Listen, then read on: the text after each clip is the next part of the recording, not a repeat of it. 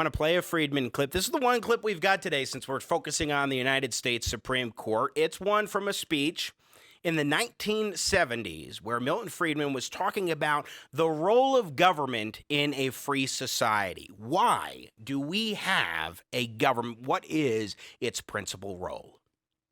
The fundamental principle that I am going to try to uphold was stated by John Stuart Mill in On Liberty over 100 years ago. The only purpose for which power can be rightfully exercised over any member of a civilized community against his will is to prevent harm to others. His own good, either physical or moral, is not a sufficient warrant. That's the fundamental principle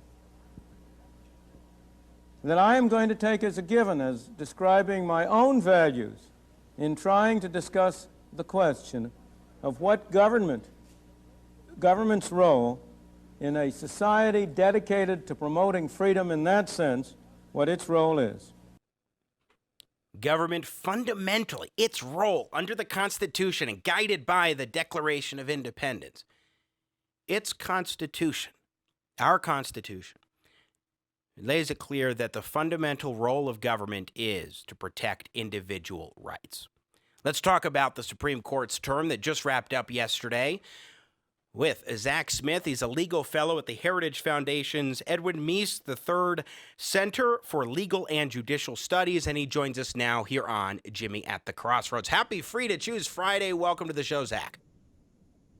Happy Friday, Jimmy. Thanks so much for having me on. I really appreciate it. It's great to have you. I mean, the Supreme Court just wrapped up their term yesterday, and I thought, look, how about we talk a little bit about this term and how it is impacting American freedom? Seems like a perfect topic on a Free to Choose Friday. But before we dive into this term, let's go to Civics 101 for a moment and refresh on why we have a judicial branch in the first place, Zack Smith.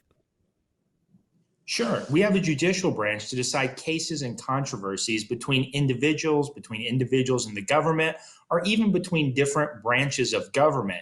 And so if you go all the way back to the very beginning of the judiciary, in a famous case called Marbury v. Madison, Chief Justice John Marshall said, "It's the duty of the judiciary to emphatically say what the law is." And so that's really the gold standard for what we want our judiciary to do. We want them to apply and interpret the laws that are presented to them and not to make new law out of whole cloth. And so hopefully with many of the good recent appointments that President Trump has made, more and more of our judiciary will hopefully take that view and be committed to interpreting the law instead of making new law from the bench. Yeah, it's so important, and that is critical as well when we're talking about American liberty. Protecting American liberty means that you actually follow, and I got it here, the United States Constitution, and make sure that you are abiding by it in making these particular determinations. And I would contend, and I'm sure you'd agree with me, Absolutely. that time after time, the Supreme Court of the United States as well doesn't get it right all the time. They get it wrong oftentimes as well. That's true, Jimmy, unfortunately. And, you know, we've seen that this term, in fact, we've seen a lot of encouraging decisions that will protect individual liberties, individual freedoms, but there were also several significant missteps this term as well. And so, you know, with the good comes the bad, but fortunately this term, there was more good than bad. And I think we ended the term on positive notes that protected individual freedoms and specifically protected religious liberty in several important areas. That's a great setup. Let's dive right in. Again, Zack Smith, our guest from the Heritage Foundation. And let's start with the religious liberty topics, because this is something that has been on the minds of many Americans in recent years because religious liberty has been under assault. When we look at the Supreme Court, one of these cases dealt with the contraception mandate and the Trump administration giving exemptions, for example, to the Little Sisters of the Poor in that regard. And there were a couple other cases on religious liberty as well. Go forward. Sure. So there were really three big religious liberty cases this term, Jimmy. that are worthwhile to talk about today, I think. And, if we kind of piggyback on your first segment where you talked about schools, in fact, one of the biggest religious liberty cases from this term involves schools and school choice and the type of funding that states have to provide. You see, a lot of states have something called Blaine amendments. They were adopted in the late 19th century, really to discriminate against Catholics and Catholic schools. And they said that you couldn't use public funds to pay for any parochial schools, essentially. And so this issue has been litigated before. And fortunately, in a case called Espinoza v. Montana, this term, the Supreme Court said those types of requirements that you can't provide funding to parochial schools on the same basis that you do on any other schools, well, those types of requirements are unconstitutional and discriminatory.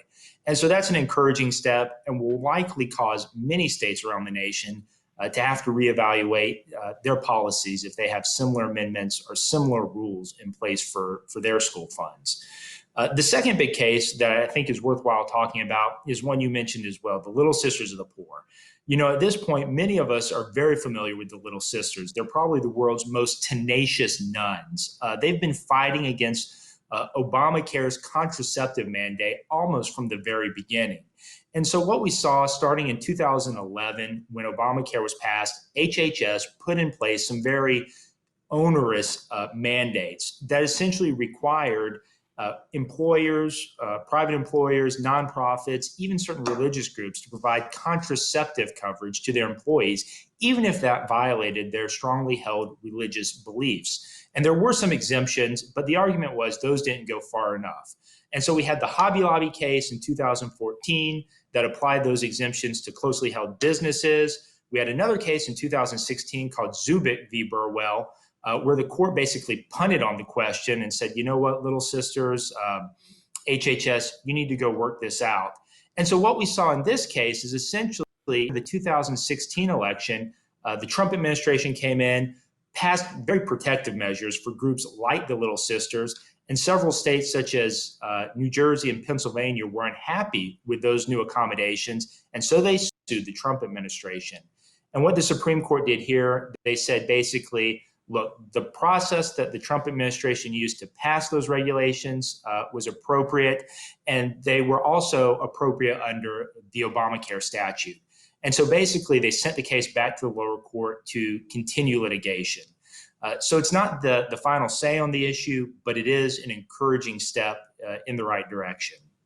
And then finally, on the religious liberty front, a very encouraging case came down that basically said, it's up to religious schools to determine who's providing religious education, and that other non-discrimination laws can't effectively override a religious school or a religious organization's determination about who is providing religious instruction, and more importantly, what that religious instruction will be. And so overall, this term on the religious liberty front, it's been very encouraging and will hopefully continue a trend of protecting our rights to freely exercise religion in the United States. Let's stay on these positive decisions. Zack Smith, again, our guest from the Heritage Foundation. Something else. This one you were saying is a little dry, but hey, it's pretty important when we're talking about federalism and states' rights. There was a copyright case that was decided by the Supreme Court this term. Tell us about that one. Yeah, that's absolutely right. And it's actually, it's dry, but it has some interesting facts. It dealt with Blackbeard's ship and Blackbeard's treasure. And essentially what happened is a photographer took some pictures of Blackbeard's treasure that he recovered, and the state of North Carolina wanted to use those pictures without paying him. And he said, wait, you can't do that. I have a copyright. If you're going to use them, you have to pay me. State of North Carolina said, no. We're a sovereign entity, a state. We can use it if we want to. And so basically, it devolved into technical issues about copyright law. But what the Supreme Court said here importantly is that in passing the Copyright Act, Congress did not abrogate state sovereign immunity. And state sovereign immunity is a very important federalism principle because it basically says that states are separate sovereigns and they can't be sued by other individuals without their consent. And that if Congress wants to allow them to be sued, they have to do so very clearly and very explicitly. And so overall, had some unique facts, involved Blackbeard's ship, Blackbeard's treasure, but it was a win for federalism in the sense that it protected state sovereign immunity. Yeah, we are hearing about a resurgence, at least in the minds of some, of federalism as being important all of a sudden, as I was talking about in my monologue. So hopefully that expansion will continue, and people will say, you know, these rulings affirming federalism and the role of the states under our Constitution, they're pretty good. Hopefully we'll hear more politicians who often don't stand in that way for those kinds of approaches to government will open up a little bit more in that regard. Let's talk about the Consumer Financial Protection Bureau. This was a program that was established by the Obama administration under the Dodd-Frank law that deals with the financial sector, particularly reforms intended, supposedly at least, for the aftermath of the financial crisis and to address some of those regulatory issues. But there have been a lot of questions, a lot of scrutiny that has been placed upon the CFPB from a political context in Congress, and also the Supreme Court here took it up in a court case. What's going on here? Sure. Well, you know, you're going back to Civics 101, like you mentioned at the beginning of the segment. We have three branches of government: the judicial branch, the legislative branch, and the executive branch. And what Congress tried to do with the CFPB is essentially insulate the agency from the political process. And so it gets funding from the Federal Reserve System, which itself has a unique source of funding. And so it's not really dependent on Congress to get funds to run its operations. Which, you know, the founding fathers said the power of the purse is one of the most powerful incentives that Congress has. And on top of that, it also had a unique structure in the fact that there's a single director at the head of this agency. You know, there are other supposedly independent agencies in the federal government, like the SEC, the Securities and Exchange Commission, the Federal Trade Commission, but typically those entities have multi-member commissioners. And so the idea is that if you're going to make it an entity or a commission less politically accountable, typically those have taken the form of multi-member agencies. The CFPB, by contrast, had a single director that could potentially survive and function independent of whoever's in the White House. And so what the court did in the CFPB case, in a case called Seal of Law, is they basically said the fact that the CFPB has a single director at its head is unconstitutional because we have a unitary executive. The president is the head of the executive branch. Now, what they did, they basically severed that unconstitutional portion of the statute from the rest of it.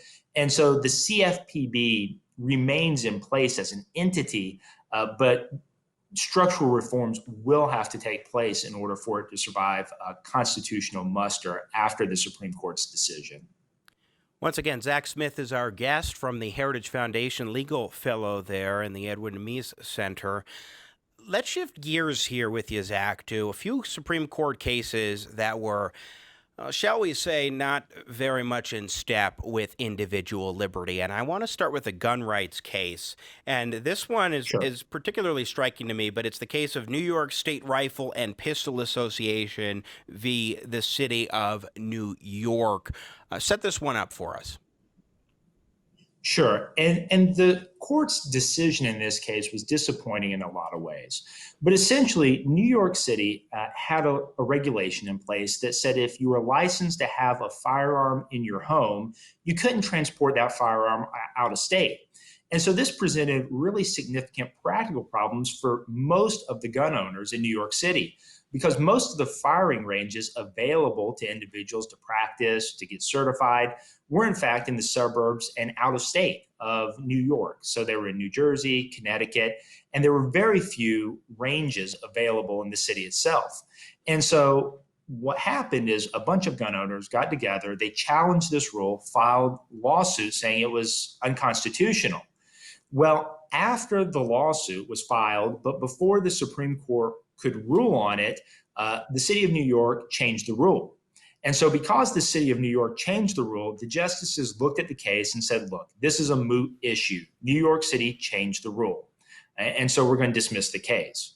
Now, the problem with that approach, seems obvious, is there's nothing to prevent New York City from changing their minds and changing the rule back again. And so it was disappointing to see the Supreme Court take this approach. But I think we do have the potential to see several other Second Amendment and gun rights cases percolate their way up through the lower courts and become ripe for the Supreme Court to review in the next several years. And we talked, Zack Smith, on this program before with the previous guest about how the Supreme Court actually really declined to take up and make decisions on 10 different cases before them dealing with gun rights issues. There are controversies, these cases and controversies all across the country where you have a patchwork of differing perspectives from different courts on how the Second Amendment should be interpreted. And that's very troubling. I hope that these court cases that are working their way up will actually be taken up by the Supreme Court, but I don't know how likely that will be or why they haven't been doing so in what I would say is a very appropriate and constitutionally centric way, Zack. Yeah, that's absolutely right, Jimmy. And, I don't know, all we can really do is speculate about why the court is not taking up these gun rights issues. But I think it is important that the Second Amendment is a fundamental right. It is an individual right that is co-equal with any of the other rights that we as Americans hold. And so what we're seeing is in lower courts is some judges, especially recent appointees, are saying, look, the Second Amendment is an important right, and we have to treat it in the same manner as we would any other individual fundamental right.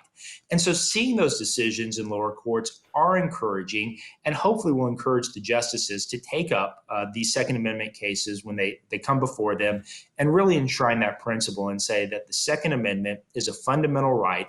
And if the state is going to infringe on it, they have to have a compelling reason to do so. Yeah, absolutely. And I do want to share that until recently, I was heading up a think tank of my own called the Millennial Policy Center, and we actually filed a Supreme Court brief. Our legal fellow Joe Greenlee did this along with Dave Kopel of the Independence Institute, that was joined by several professors of Second Amendment law, the Second Amendment Foundation, and several others. So I do want to throw that out there in terms of this case. I'm especially disappointed in the outcome. Zack Smith, again, our guest from the Heritage Foundation. One other case that we talked about was the Bostock decision dealing with the LGBTQ discrimination in the workplace that a lot of people were heralding as an achievement of individual liberty and so forth. But I'd like for you to sum that up. Let's talk about it for a moment again, because this is one case on not a constitutional grounds, but on the legislative text grounds and the idea of textualism that a lot of folks say the court got wrong. And Gorsuch, by the way,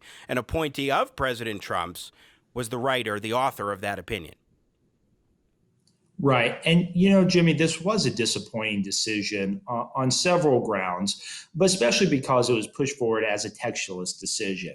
And so essentially what Justice Gorsuch wrote in his decision is that because the word sex, that, individuals, entities can't discriminate against someone on the basis of their sex, that term really encompasses all aspects of sex. And so he said that individuals can't be discriminated against on the basis of if they're homosexual or if they're transgender or any host of other characteristics such as those. And so it's really a radical departure from the way that Title VII statute has been understood for the past half century or so. And I anticipate it will certainly lead to a significant increase in the amount of litigation in the Title VII arena.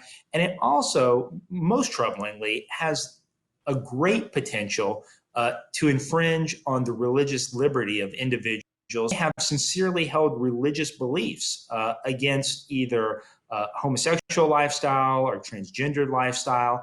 And so it's really important that now that the Supreme Court has gone down this path of saying that same-sex attraction, transgendered status are protected characteristics under Title VII, Sure. that appropriate protections are put in place for religious individuals as well.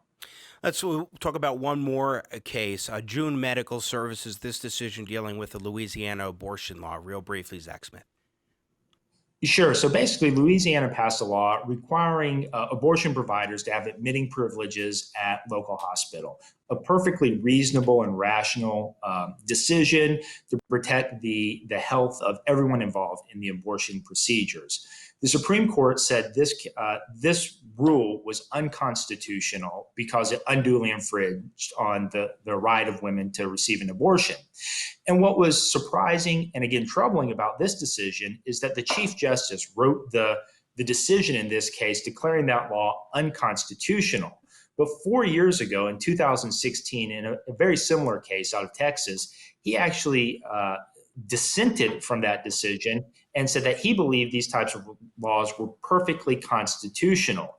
He changed his position here because he said on the basis of something called stare decisis, basically to saying the court's already decided the issue and it has to stand.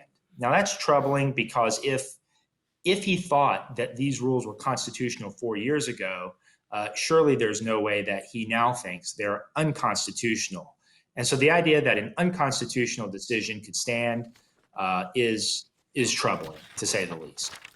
And final question for you, and this is on a separate case we're going to talk about more with our next guest, Keith Nobles. In McGirt v. Oklahoma, the court decided yesterday that a significantly large portion of Oklahoma land belongs to Indians. Tell us what this decision, kind of synopsize it so we can set up for the next segment.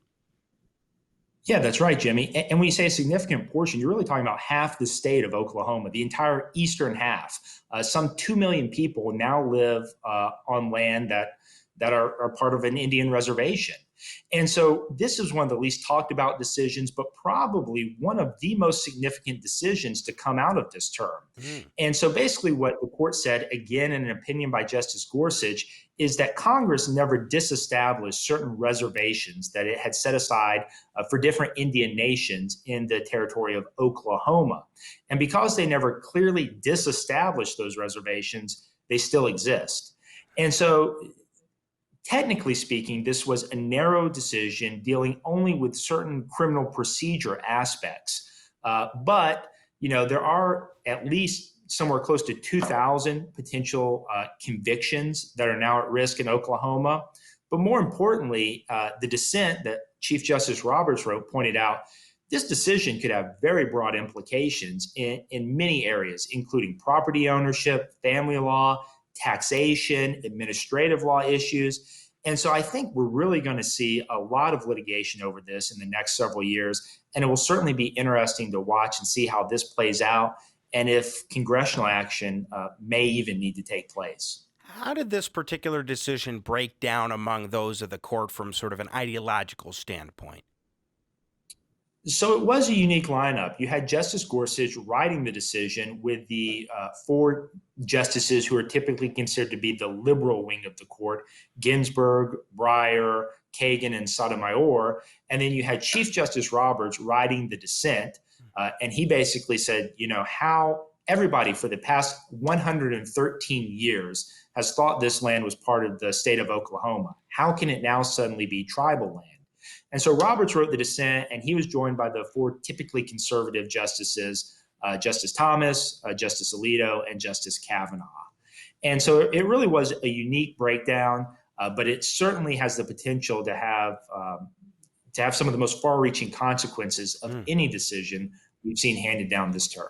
And we're going to talk about some of the implications with Keith Nobles in the next segment. Here's one final question for you, Zack Smith. On the whole, looking back at this 2019-2020 term, which of course will be marked in history as including the first telephone hearings, oral arguments rather, of the United States Supreme Court, but also some very significant decisions. How do you break this one down from sort of a general standpoint and then the American liberty and protecting American liberty standpoint on the whole? Well, I think the big positive story coming out of this term is religious liberty. There were huge wins for religious liberty this term, which are very encouraging and hopefully will be a trend we continue to see. The justices are taking a very broad view of free exercise rights of Americans. And so hopefully they'll continue that and eventually overturn a problematic decision called Employment Division v. Smith. as we mentioned a few minutes ago, with the good comes the bad. And so I think the Title VII decision was a very disappointing decision for a lot of us, especially because it was couched in textualist terms. Now, I think there are some issues with the way that Justice Gorsuch went about his analysis, but it was a disappointing decision. And then also, again, the Second Amendment decisions and the reproductive rights decisions out of Louisiana were very disappointing. And so hopefully the Supreme Court will revisit those issues in the next term or in the next several terms and kind of right the ship where they went wrong this past term. We shall see what happens, to be sure. Zack Smith with the Edwin Meese Center at the Heritage Foundation, legal fellow there. So great to check in with you to break down this important term of the United States Supreme Court. Thanks for taking the time. Thanks so much for having me on, Jimmy. I really appreciate it. Take care. Thank you, and happy Free to Choose Friday, by the way. Thanks. Happy Free to Choose Friday to you as well. Thank you. Once again, Zack Smith with the Heritage Foundation joining us here on Jimmy at the Crossroads. Thanks for watching this clip of Jimmy at the Crossroads. Don't miss more engaging, intelligent talk. Subscribe today to the Jimmy at the Crossroads YouTube channel. You do not want to miss our live show. Thanks for your support. I got Jimmy at the crossroads, making sense out of no sense. Yeah.